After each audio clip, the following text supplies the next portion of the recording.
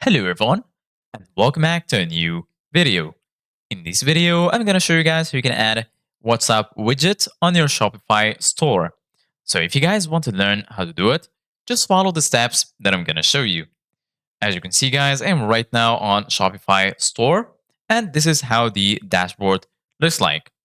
So basically guys, once you're here in this page, go to the left side of your screen. Here you're going to find the home section, orders, products, customers.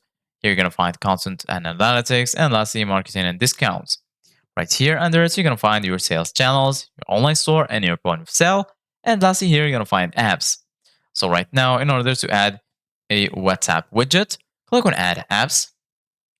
And then once you do that, go here to the bottom and you're going to find Get More Recommendations in the Shopify App Store. So click on Shopify App Store, and then you're going to be redirected to the Shopify App Store. Once here, go to the top. Here you're going to find this search bar.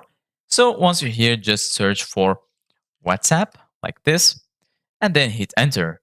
Once you do that, you're going to find all of these applications. So go ahead and add the widget that you want. For example, I'm going to add this one, WhatsApp chat button. And then go ahead and click on install if you want to install the application.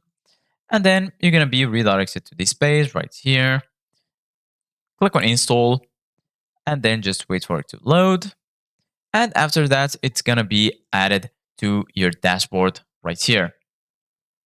Once added to your dashboard, you can pin it to the dashboard. Here, as you can see, guys, we have the option to create a WhatsApp button. So this is it, guys, for today's video. Thank you guys for watching. See you guys in the next video.